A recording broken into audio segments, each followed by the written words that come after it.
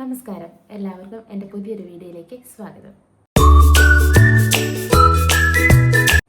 മഴക്കാലം എന്ന് പറഞ്ഞാൽ നമ്മൾക്ക് ഒരേ സമയം സന്തോഷവും അതുപോലെ തന്നെ പേടിയും തരുന്ന ഒന്നാണ്. പ്രത്യേകിച്ച് ഈ കർക്കിടക മാസം എത്തുമ്പോൾ അന്തരീക്ഷം തണുക്കുമ്പോൾ നമ്മുടെ വീട്ടിലേക്ക് അതിഥിയായി വരുന്നവർ പനി, ഛർദി, വയറിളക്കം, ചുമ, കഫക്കെട്ട്, സന്ധിവേദന ഇതുപോലുള്ളവരാണ്. നമ്മളിൽ പലരും വിചാരിക്കുന്നത് എന്താണ്? പുറത്ത് മഴ പെയ്യുമ്പോൾ വൈറസുകളും ബാക്ടീരിയകളും കൂടുന്നു, അതുകൊണ്ട് നമുക്ക് പനി വരുന്നു എന്നാണോ? എന്നാൽ ആയുർവേദം ഇതിനെ നോക്കിക്കാണുന്നത് തികച്ചും വ്യത്യസ്തമായൊരു രീതിയിലാണ്. എന്തുകൊണ്ടാണ് 4 പേർ താമസിക്കുന്ന ഒരു വീട്ടിൽ 2 പേർക്ക് മാത്രം പെട്ടെന്ന് പനി വരുന്നത്? അതുകൊണ്ട് ബാക്കി 2 പേർക്ക് വരുന്നില്ല. കാരണം പുറത്തെ വൈറസ് മാത്രമല്ല ഇതിന് പ്രശ്നം. നമ്മുടെ ശരീരത്തിനുള്ളിലെ ഒരു വലിയ മാറ്റമാണ് ഇതിന് കാരണം. ആ കാരണത്തെ പറ്റിയും അവ എങ്ങനെ മാറ്റാം, എങ്ങനെ അകറ്റി നിർത്താം എന്നതിനെ പറ്റിയുമാണ് ഇന്നത്തെ എൻ്റെ video. So welcome back to my channel. This is doctor Athira ES. ആയുർവേദത്തിൽ ഇതിനെ അഗ്നിമാന്ദ്യം എന്ന് പറയുന്നു. ലളിതമായി പറയുകയാണെങ്കിൽ മഴ പെയ്യുമ്പോൾ നമ്മുടെ വയറ്റിലെ ദഹനശക്തി അല്ലെങ്കിൽ ദഹനവായു പൂർണ്ണമായും കെട്ടുപോകുന്നു. ഇവ ശരീരത്തിന്റെ പ്രതിരോധ ശേഷിയെ കുറയ്ക്കുന്നു. ഇന്നത്തെ ഈ 30 മിനിറ്റ് വീഡിയോയിൽ മഴക്കാലത്ത് നമ്മുടെ ശരീരത്തിൽ എന്താണ് സംഭവിക്കുന്നതെന്നും പനിയും വയറുവേദനയും സന്ധിവേദനയും ഒന്നും വരാതെ ശരീരത്തെ ഒരു കോട്ട പോലെ കാത്തു സൂക്ഷിക്കാൻ ആയുർവേദം നിർദ്ദേശിക്കുന്ന വർഷ ഋതുചര്യ എന്താണെന്ന് ഇന്ന് നമ്മൾ പൂർണ്ണമായും മനസ്സിലാക്കാൻ പോവുകയാണ്. ഈ വീഡിയോ മുഴുവനായി കാണുക, കാരണം നിങ്ങളുടെയും നിങ്ങളുടെ കുടുംബത്തിന്റെ ആരോഗ്യം ഈ വീഡിയോയിലുണ്ട്. എന്തുകൊണ്ടാണ് മഴക്കാലത്ത് രോഗങ്ങൾ വരുന്നത്? ആദ്യം തന്നെ നമുക്കിതിന്റെ ശാസ്ത്രം മനസ്സിലാക്കാം. ആയുർവേദ പ്രകാരം നമ്മുടെ ശരീരം വാതം, പിത്തം, കഫം എന്നീ 3 ദോഷങ്ങൾ അടിസ്ഥാനമാക്കിയാണ് പ്രവർത്തിക്കുന്നത്. വേനൽക്കാലത്തെ കടുത്ത ചൂടിൽ നമ്മുടെ ശരീരത്തിൽ പിത്തം അടിഞ്ഞുകൂടുന്നു, അതായത് ഹീറ്റ്.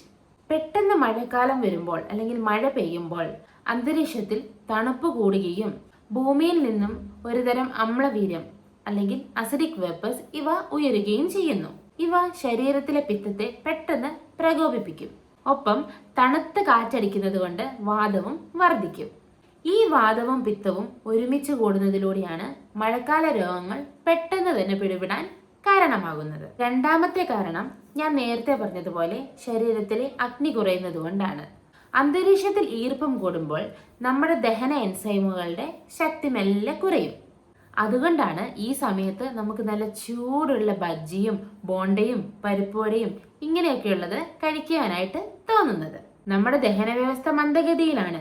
അപ്പോൾ നമ്മൾ ഈ കനത്ത ആഹാരങ്ങൾ ചെല്ലുമ്പോൾ നമ്മുടെ ദഹന വ്യവസ്ഥയെ ഇത് പൂർണ്ണമായും തകരാറിലാക്കുന്നു.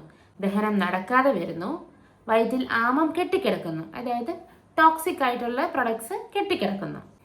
ഈ ആമമാണ് പിന്നീട് ഇൻഫെക്ഷനായി പനിയായി ശരീരത്തിന് പുറത്തേക്ക് ലക്ഷണങ്ങൾ കാണിച്ചു വരുന്നത്. പ്രധാന എക്സാമ്പിൾ പറയുകയാണെങ്കിൽ നമുക്ക് എല്ലാവർക്കും അറിയാം, പനി വരുമ്പോൾ കട്ടിയായ ആഹാരങ്ങൾ കഴിക്കരുത്. ലഘുവായിട്ടുള്ള ആഹാരങ്ങളിൽ കഞ്ഞി ഒക്കെ നമുക്ക് വീട്ടിൽ നിന്ന് നിർദ്ദേശിച്ചു തരുന്നുണ്ട്. ഇതിന്റെ അടിസ്ഥാനമായിട്ടുള്ളൊരു കാരണം ഇതാണ്. ആർക്കും അങ്ങനെ അടിസ്ഥാനമായിട്ടുള്ള കാര്യങ്ങൾ അറിയത്തില്ല, പക്ഷെ നമുക്ക് ആകെ അറിയാവുന്ന ഒരു കാര്യം എന്താണ്? പനി വരുന്നു, ഇനി കഞ്ഞിയാണ് കുറച്ച് നാളത്തേക്ക് കുടിക്കേണ്ടത്, അതാണ് ഒരു സുഖം നമുക്ക് തോന്നുക എന്ന്. അതിന്റെ അടിസ്ഥാനമായിട്ടുള്ള കാര്യം ഇത് മാത്രമാണ്. മഴക്കാല രോഗങ്ങളെ നമുക്ക് പ്രധാനമായിട്ടും 3 ആയിട്ട് തിരിക്കാം. ഒന്നാമത്തേത് വാതരോഗങ്ങൾ, തണുപ്പ് കാരണം സന്ധിവേദനയും മുട്ടുവേദനയും എല്ലാം കൂടുന്നത്. രണ്ടാമത്തേത് കഫപിത്ത രോഗങ്ങൾ, അതായത് ചുമ, പനി, കഫക്കെട്ട്, ഡെങ്കിപ്പനി, സൈനസൈറ്റിസ് ഇതുപോലുള്ള അസുഖങ്ങൾ ഇവയിൽ നിന്നുമാണ്. മൂന്നാമത്തേത് ദഹന സംബന്ധമായിട്ടുള്ള രോഗങ്ങൾ, ടൈഫോയിഡ്, കോളറ, ഗ്യാസ്ട്രൈറ്റിസ്, വയറിളക്കം ഇതുപോലുള്ളവ. ഇവയെല്ലാം നമുക്ക് എങ്ങനെ തടയാമെന്ന് നോക്കാം. പ്രധാനമായും ഇതിന് നമ്മൾ ശ്രദ്ധിക്കേണ്ടത് ഭക്ഷണ നിയമങ്ങളാണ്. മഴക്കാലത്ത് എങ്ങനത്തെയൊക്കെ തരം ഭക്ഷണങ്ങൾ നമുക്ക് കഴിക്കാം, എങ്ങനത്തെ ഭക്ഷണങ്ങൾ കഴിച്ചാലാണ് നമുക്ക് ഇമ്മ്യൂണിറ്റി അല്ലെങ്കിൽ പ്രതിരോധ ശേഷി കിട്ടുക എന്ന് നമുക്ക് നോക്കാം. നമുക്ക് പരിഹാരങ്ങളിലേക്ക് കിടക്കാം. ആയുർവേദം നിർദ്ദേശിക്കുന്ന ഒന്നാമത്തെ നിയമം പാനീയ ശുദ്ധിയാണ്. ലഘുവായി പറയുകയാണെങ്കിൽ മഴക്കാലത്ത് പച്ചവെള്ളം കുടിക്കുന്നത് പൂർണ്ണമായിട്ടും ഒഴിവാക്കണം. അതിപ്പോൾ ഫിൽറ്റർ ചെയ്ത വെള്ളമാണെങ്കിൽ പോലും ചൂടുവെള്ളം കുടിക്കുന്നതാണ് നല്ലത്. ചൂടുവെള്ളം തിളപ്പിക്കുമ്പോൾ ജീരകം, ചുക്ക്, മല്ലി, കരിങ്ങാലി ഇവയെല്ലാം ഇട്ട് തിളപ്പിച്ച് ചെറു ചൂടോടെ നമുക്ക് കുടിക്കാവുന്നതാണ്. ചുക്കും മല്ലിയും വയറ്റിലെ അഗ്നിയെ പ്രവർത്തിപ്പിക്കാൻ വേണ്ടി സാധിപ്പിക്കുന്നതാണ്. ഇവ കുടലിലെ ഇൻഫെക്ഷൻ ഒരു 90% കുറയ്ക്കാനായിട്ട് സാധിക്കുന്നു. രണ്ടാമതായിട്ട് ഭക്ഷണത്തിന്റെ അളവ് കുറയ്ക്കുക എന്നുള്ളതാണ്. വിശപ്പ് നന്നായി വന്നതിന് ശേഷം മാത്രം ഭക്ഷണം കഴിക്കുക. തണുത്തതോ ഫ്രിഡ്ജിൽ വെച്ചതോ പഴകിയ ആഹാരമോ ഈ കാലയളവിൽ ചിട്ടയോടെ നമ്മൾ ഒഴിവാക്കുന്നതാണ് നല്ലത്. ആഹാരം എപ്പോഴും ചൂടുള്ളതായിരിക്കണം കഴിക്കേണ്ടത്. ഉച്ചയ്ക്ക് നല്ല ചൂട് ചോറും കുരുമുളക് ചേർത്ത് വെച്ച രസവും ചെറുപയർ തോരനും കൂട്ടി കഴിക്കുന്നത് ദഹനത്തിന് വളരെ നല്ലതാണ്. രാത്രി കാലങ്ങളിൽ കഞ്ഞിയോ ചപ്പാത്തിയോ പോലുള്ള ലഘുവായിട്ടുള്ള ആഹാരങ്ങൾ മാത്രം തിരഞ്ഞെടുക്കുക. നിങ്ങളുടെ അടുക്കളയിലെ സുഗന്ധവ്യഞ്ജനങ്ങൾക്ക് ഈ കാലയളവിൽ ഒരുപാട് പ്രാധാന്യമുണ്ട്. കറികളിൽ മഞ്ഞൾ, ഇഞ്ചി, വെളുത്തുള്ളി, കുരുമുളക്, കായം എന്നിവ കൂടുതലായിട്ട് ഉൾപ്പെടുത്താൻ ശ്രമിക്കുക. വെളുത്തുള്ളി ശരീരത്തിലെ വാതത്തെ ശമിപ്പിക്കുമ്പോൾ മഞ്ഞളും കുരുമുളകും ശരീരത്തിലെ പ്രതിരോധശേഷി വർദ്ധിപ്പിക്കുവാനും സഹായിക്കുന്നു. ഇതിൽ പ്രധാനമായ ഒന്നാണ് നമ്മുടെ ഔഷധക്കഞ്ഞി. മലയാളികൾക്ക് കർക്കിടകം എന്ന് കേൾക്കുമ്പോഴേ ഓർമ്മ വരുന്നത് ഈ ഔഷധക്കഞ്ഞിയാണ്. ഔഷധക്കഞ്ഞി എന്നുള്ളത് വെറും ഒരു ഭക്ഷണം മാത്രമല്ല, ഇത് ശരീരത്തിലെ ഒരു സർവീസ് കോഴ്സാണ്. അവരേരി, ഉലുവ, ആശാളി, ജീരകം എന്നിവയോടൊപ്പം ദശപുഷ്പങ്ങളുടെയും മറ്റ് ഔഷധങ്ങളുടെയും നീര് ചേർത്താണ് ഇവയുണ്ടാക്കുന്നത്. ഇത് ശരീരത്തിലെ വാതപിത്ത കഫദോഷങ്ങളെ സമനിലയിലാക്കുന്നു. കഴിഞ്ഞ വേനൽക്കാലത്ത് ശരീരത്തിനുണ്ടായ ക്ഷീണം മാറ്റി ഒരു വർഷത്തേന് ശരീരത്തിന് ആവശ്യമായ ഊർജം നൽകാൻ ഈ കഞ്ഞിക്ക് സാധിക്കും. ഇവ കഴിക്കേണ്ടത് എപ്പോഴാണ്? സാധാരണയായി കർക്കിടക മാസത്തിൽ തുടർച്ചയായി 7 ദിവസം, 14 ദിവസം, 21 ദിവസം രാത്രികളിൽ ഭക്ഷണത്തിന് പകരം ഈ കഞ്ഞി കുടിക്കാവുന്നതാണ്. കഞ്ഞി കുടിച്ചതിന് ശേഷം തണുത്ത വെള്ളം കുടിക്കുവാനോ കുളിക്കുവാനോ പാടില്ല. ഇത് കുട്ടികൾക്കും മുതിർന്നവർക്കും ഒരുപോലെ കഴിക്കാൻ പറ്റുന്ന ഒന്നാണ്. വിപണിയിൽ വിവിധ തരം ഔഷധ കഞ്ഞിക്കൂട്ടുകൾ ഇപ്പോൾ ലഭ്യമാണ്. നമുക്ക് ഇത് മേടിച്ച് വീട്ടിൽ തന്നെ ഉണ്ടാക്കി സേവിക്കാവുന്നതാണ്. ഭക്ഷണം പോലെ തന്നെ പ്രധാനമാണ് മഴക്കാലത്തെ ചില ജീവിതശൈലികൾ. പലർക്കും കുളിച്ചു കഴിഞ്ഞാൽ തലമുടി നന്നായി ഉണക്കാത്ത ഒരു ശീലമാണ്. ഇത് തലയിൽ കഫം കെട്ടാനും സൈനസൈറ്റിസിനും കാരണമാവുന്നു. കുളിച്ചതിന് ശേഷം തല നന്നായി തുറുത്തുക.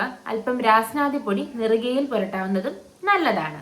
അതുപോലെ തന്നെ നനഞ്ഞ വസ്ത്രങ്ങൾ, നനഞ്ഞ ചെരുപ്പ് ഇവയെല്ലാം ഉപയോഗിക്കുന്നതും ഫംഗൽ ഇൻഫെക്ഷൻ വരാൻ സാധ്യത ഉളവാക്കും. ഇനി നിങ്ങൾക്ക് മഴക്കാലത്ത് ചുമയോ തൊണ്ടവേദനയോ പനിയോ വന്നാൽ വീട്ടിൽ തന്നെ ഉണ്ടാക്കി കഴിക്കാൻ പറ്റുന്ന ഒരു കഷായം പരിചയപ്പെടുത്താം. ഒരു ഗ്ലാസ് വെള്ളത്തിലേക്ക് 5 തുളസിയില, ചെറിയ കഷ്ണം ചതച്ച ഇഞ്ചി, 4 കുരുമുളക് ചതച്ചത്, 1/4 ടീസ്പൂൺ മഞ്ഞൾപ്പൊടി ഇവയെല്ലാം ചേർത്ത് നന്നായി തിളപ്പിക്കുക. പകുതി ഗ്ലാസ്സായി വറ്റിച്ചതിന് ശേഷം ചെറു ചൂടോടെ കുടിക്കാവുന്നതാണ്. തേൻ ചേർക്കണമെങ്കിൽ വെള്ളം നന്നായി ആറിയതിനു ശേഷം മാത്രം ചേർക്കുക.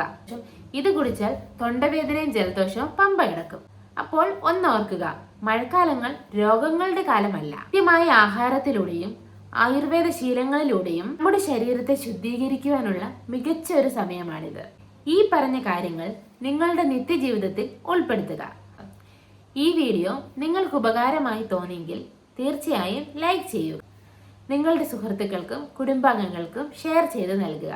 ഇതുപോലുള്ള ആരോഗ്യപരമായ വീഡിയോകൾക്കായി ഈ ചാനൽ ഇപ്പോൾ തന്നെ സബ്സ്ക്രൈബ് ചെയ്യുക. അടുത്ത വീഡിയോയിൽ മറ്റൊരു നല്ല വിഷയവുമായി കാണാം. നന്ദി, നമസ്കാരം.